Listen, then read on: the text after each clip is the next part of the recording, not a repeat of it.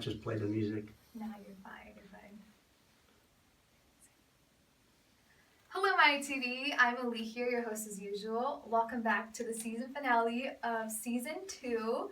Today I'm with Jimmy Alioto, who is a cinematographer and does so much work. He's been in the industry for 20 years, and I'm really excited to get to talk to him. He has so many stories, so many cool projects he's worked on. Let's start off by asking, how are you? I'm doing okay. Yeah, I'm excited. I know you're not usually on this side of the camera. Never. So what's it like right now? Scary. No, don't worry. It's so excited to talk to you. First off, we had one of your collaborators because you worked on Mafia Daddies. Yes. Can you tell us a little bit about this project? Well, it was just a small indie film. It's pretty fun. Yeah. And you can't say much about it. Is it still in the works? it's in post-production right now. Okay. And so, yeah, I can't really say too much about it, but I think everybody's going to like it. It's funny. And I really like the storyline because being Sicilian, it kind of hit home, and I can have more relationship with it. Yeah. And the crew was amazing. The talent was amazing, and it was a lot of fun. It's a fun project. That's awesome. The director, Diana, was great, and so. Yeah, we met the producer, so it's really cool to have you here. Yeah. Here. Let's start by asking how you sort of got into the industry 20 years ago. Well, I played drums all my life and got tired of being broke. That's the honest truth. So I did major in broadcast communications, was in college back in Hawaii, and then I quit to come to LA to music school and graduated and played music, and then as one thing led to another, I found myself wanting to make some money other than trying to play music, and I started getting into doing camera work, and I did the whole thing that people do. You do background work, you get on set, you learn the dialogue and all that. Yeah, you just start from the bottom, and then I went to 2 Spanish networks.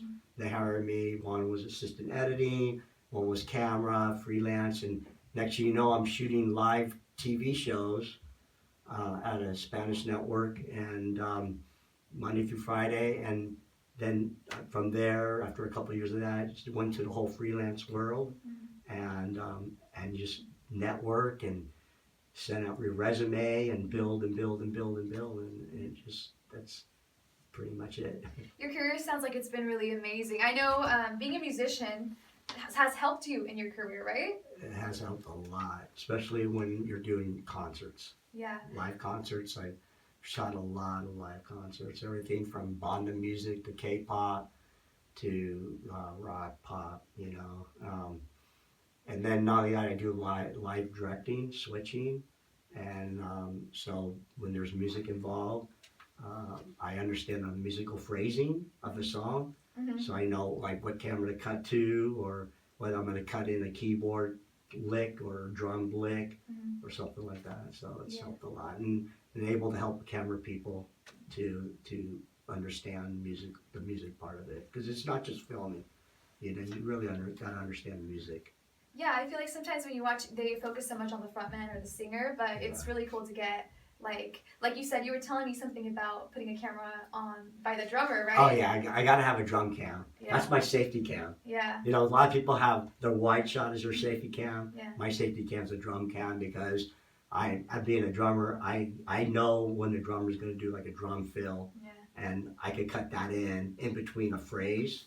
So like maybe after a verse before the chorus, there's like, it could be like a 1, 4 beat, depending, 1 bar, 2 bar. It could be a little break, and the drummer usually does something to set up the next section. So it helps the musicians understanding we're going into another section. So, or a keyboard, or even a guitar lick, Yeah. That's awesome because it's very instinctual now, right, for you? Yeah. So you mentioned that you had some K-pop groups. Like, what were those? Because those are pretty big names. I've done. Well, Big Bang was back then was like the biggest. They even had Lady Gaga's choreographer, and we not only did we do the Honda Center concerts, they took our team to the Prudential Arena in New Jersey, because it was like a 2-day concert, 6-day event, because we have 3 days of just looking at videos and taking notes, and they're very precise on the camera shots and stuff like that. And I've done BTS, I'll just say everybody's heard of. We did BTS when they were way back when there was no one. We've done a lot.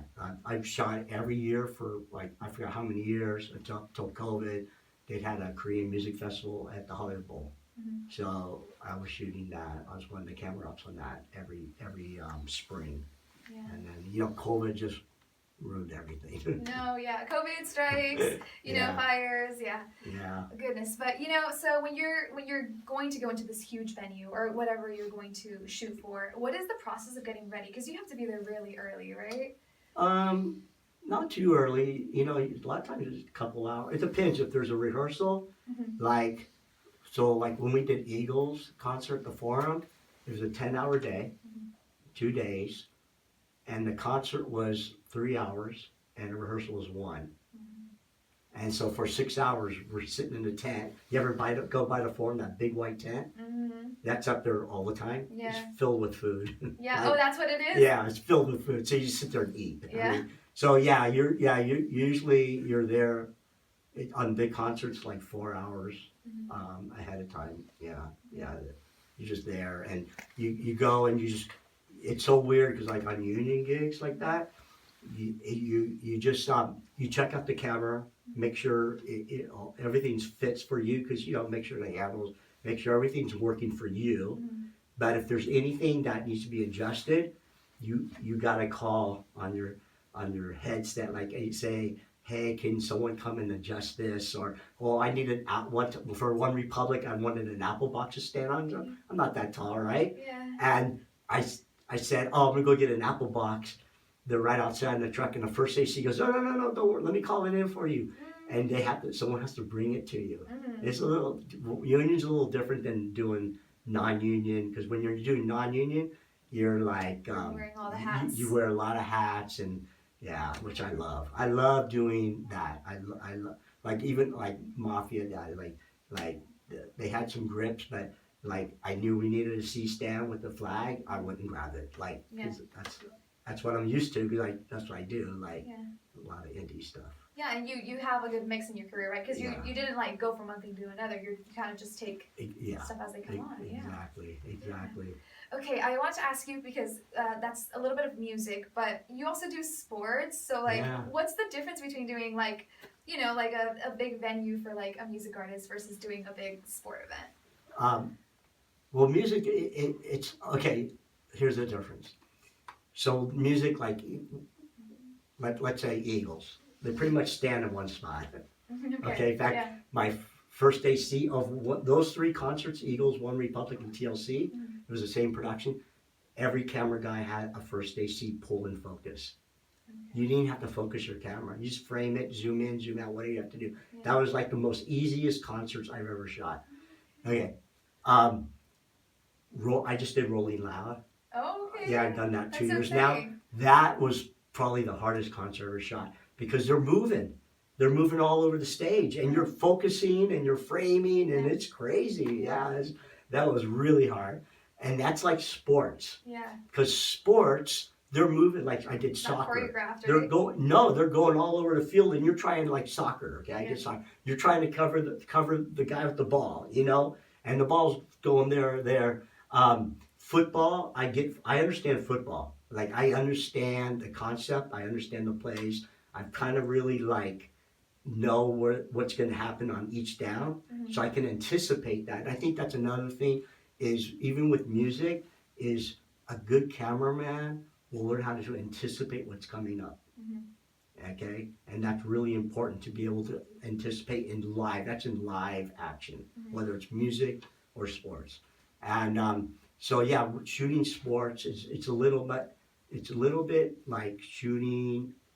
It's a live concert where they're all over the stage, but you just have to track, and that's the thing. You need to track.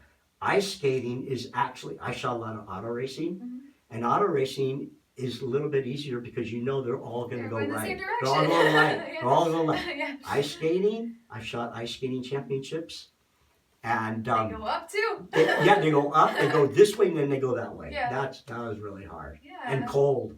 And cold. Your feet are freezing because you're standing on the side, like at the rink down in Anaheim, and I did also the Toyota Center, 2 places. It's because that's where like the Kings and the Ducks, like where they practice, and they keep it like 20, 30 degrees in there, so it's really cold. You know that joke that they says like the cameraman always survives. Like I'm sure you're here, right? So you always survive. But have you ever like gotten hit by something or like something thrown at you? Because these events, there's lots of people and lots of factors going on. And you're with like this expensive equipment, like. Yeah, no, I don't believe I've ever. I'm trying to remember. I don't think I've ever. Yeah, no fly ball ever like. No, I never shot. The only thing I did like baseball was covering batting practice for the Spanish network. So we'd be on the field during batting practice, interviewing players, and I personally didn't interview Tommy Lasorda. I've shot his interviews a lot. Tommy Lasorda's great. He's Dodgers manager back in the day. But that was always fun. But I've never been hit by a ball. Awesome. I've done high school basketball. Usually we're up above though, not on the floor. So no, I don't think I've ever been hit. What about when there's like, you have an artist that loves to like jump around and everything and goes into the crowd and surfs. So like Rolling Loud. Yeah. Because you gotta just flip did it. Okay, so in March, so last year I was on the main stage in front of the house. So I was up on a riser, right? This time I was in the pit, and some of these artists, one artist, he jumps into the crowd, and they're carrying him like right all the way back, and he was gone for like 10 minutes. Like it was disappeared. And all of a sudden, here he comes from the side, running back up on the stage. Yeah, it was crazy. Rolling Loud's crazy. But it looks fun. I mean, you can say like there's a first time for everything, right? Yeah, it's a fun. Rolling Loud is a real challenge, and it's good. It keeps you on your toes. It keeps you going. Because it's not like it's. So how about the times that you get to be on stage and you're on your handheld? I used to do. Right? I don't do handheld anymore. I used to. Yeah, but have you gotten like them grabbing it and like taking you with? Because I know you told us something about Jenny, right? Jenny Rivera, Kiss My Lynch years ago. I used to shoot a lot of the Banda concerts at Whittier Narrows, and she came over and kissed my lynch. The director loved it, and I used to do a lot of handheld back in the day, but now. No. I've even climbed scaffolding, Oh. Yeah, to climb up and get like shots up above. It was crazy. Is those days behind you? You're just like, I don't do that anymore. No, they ask me, they'll say, do you want to do handheld? No. No? Yeah, sorry, I'm not. Yeah, but does that happen where they like come up to you and they like make you follow them and stuff? Oh yeah, they do. They love to play with like Switchfoot. That was the one I shot years ago. I was trying to think of the name. Yeah. The band Switchfoot. Yeah. I remember the singer coming up singing right into the lens and Oh, that's amazing. It's incredible. It's fun, yeah. Do you have like an artist that before you worked with them that you wanted to and then you're like, oh my gosh, I'm doing this project? Oh. No. I mean, I know you worked with really, really cool people. Not yet. I haven't gotten to. I think there's 2 artists or bands or artists I would like stop everything to film for. And one of them is the group Yes. Of course, it's almost like a tribute band now because some of them have passed away, some have moved on, but still, their music, I would love to shoot Yes. That would be like ideal. And there's an Italian singer, Ados Ramazzotti. Okay. He's a fantastic storyteller, great singer. He's been around forever, and I would, in a heartbeat, get on his tour. Oh my gosh. And then I guess the other thing, which is not singing, would be shoot Formula 1 racing. A Formula 1? That's really cool. Yeah. That would be, oh my gosh. Because I've shot Long Beach Grand Prix a lot. I've shot NASCAR in Fontana, and Formula 1 would be like, that's when I go, I've made it. Formula 1. What aspect of it? Because I know they're filming like everything. They're filming the people watching. They're filming the pit. It has to be on a turn. It has to be on somewhere. I don't think I want to be in the paddock, although Yeah. I would definitely take. It has to be Ferrari though. Yeah, that's what's gonna. Do you have a favorite team? If it's if it's Oh, in you're the paddock, Sicilian, you know. yeah, it has to be Ferrari. Okay. It has to be Ferrari. Yeah. Yeah. That's a good goal. And yeah. I would never follow any. I've been asked like follow this person around for the day. I'm like I ain't following no one, right? I mean, I followed Mario Andretti at Long Beach. That was great. He's an iconic person, Mario Andretti. So that was great. And then I would do either Charles Leclerc or Lewis Hamilton Ferrari. They called me up and says, hey, can you follow me around? I says yes. Oh yeah. That's it though. That too. Yeah. As long as we go to Italy though. We gotta go to Italy. Yeah, like maybe Monaco, but Italy. Yeah, Monaco. Yeah. I've been to Monaco. Yeah. Did you shoot there? No, I just walked the street. Okay. Pretend I was like on. No, it's all good. I just went there for vacation. Yeah, but you were gonna be shooting the Grand Prix there, so. Yeah. Well. Okay. Thank you. Yeah, of course. Okay, the last thing is you are also an editor. I'm sure there's a lot of crossover between what you're shooting because you are the one that's going to edit sometimes, right? Yeah, I used to edit. I don't edit as much. It's about, well, I don't want to say anything negative, but a lot of people, they don't want to pay really what it takes to edit. Sometimes nowadays it's a little different, but yeah, editing could be, it's fun, but I kind of start off as an editor more. Back in the day, I used to be assistant editing in Spanish Network. I used to do assistant at a post house, But I love getting out and shooting. I mean, I love editing. I just did, well, it's past, but I did, it's called Easter is Real. It's a documentary that I DP'd and edited, and it's been all over Europe, Israel, at the film festivals. I was at one place in London. It was nominated for best editing sound. Yeah, and that felt good. But editing's cool. Yeah, I mean I like it if it's the right project. I've edited a lot, but I love getting out. I love shooting documentaries, narrative. I love being outside shooting. Yeah. I just love getting out there. Yeah, and you also kind of are editing as you go because if you're doing something I live, do. that is what I do. I think how it would look in edit. So whoever's editing, it's a little bit more easier for them to follow, and I really keep track of the shots, like so it's organized too, because I've gotten stuff for editing. It's like, what is this? Like it's but I mean, it's like one of the three-legged stools. It's like, once you get the footage, the editor can make or break it. Yeah. But, okay, so what do you think, I know it's a hard question, but what has been the highlight of your career? Oh gosh, I should have been more prepared. I know I'm going to think about this driving home. And I think the highlight, as far as filming, I think doing concerts, because part of me is so into the music world still. Like that'll never leave me. Yeah.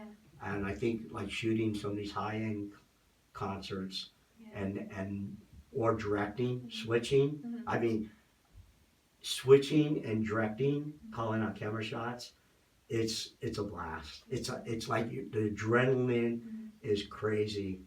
That's a highlight. And doing concerts, shooting racing. Yeah. Live stuff's great because it's one and done. Narrative, it's like I love it. Don't get me wrong. I love telling a story. I love setting. I'll set lights. I have lights. I have audio. I bring a whole thing. Unless it's a big production where I can bring on gaffer and sound guy. But it's like, okay, let's set this scene. And like I've worked on stuff where they set like I worked on a BET theme once, right? In the studio, like 3 hours, 4 hours setting the lights, just to do it's like a game show. Yeah. Okay, and it's like, and you're like 10 minutes shot. Okay, cut. And same thing with narrative, like shoot this one scene. Okay, turn it around, whatever, reset the lights. And as a cameraman, if you're not doing anything other than filming, you're like. I like to move. I like to get involved. I like to be part of it. Like I don't want to just sit. That's why I like indie stuff a lot. Yeah. Because it's like I just like I'll move the lights and I'll set the lights and I just I can tell you enjoy it. Can I answer the question? I don't know if did I do a politician thing? No. Worked around it. You love everything. I do. I love being out filming. I love filming. Oh, I think it's a yeah. blast. And I think part of it what is you have to go with what your passion is, and forget the money. Yeah. I mean, may come, may never come. Yeah. You know, but the thing is if you're not doing what you're passionate about, because I've worked that office gig way back, and you're like, what am I doing? You know, and if you're passionate about something, you're just going to enjoy it. You're going to get in deeper. You're just going to get more involved in it. And you're going to feel so much better about yourself. You know, and then the networking, like just, and I'm talking about networking like you know, like soliciting your work, like, oh, hi, here's my card. I don't even carry cards. Yeah. But it's more like just being around people and talking shop, you know, and bouncing ideas off, you know. Oh, really? Where'd you find that? I love that. That's great. Yeah, that's good. Yeah. Oh, So so it sounds like you're the great person to ask what advice you would give to someone who wants to do what you've been doing in your get career. into AI. No.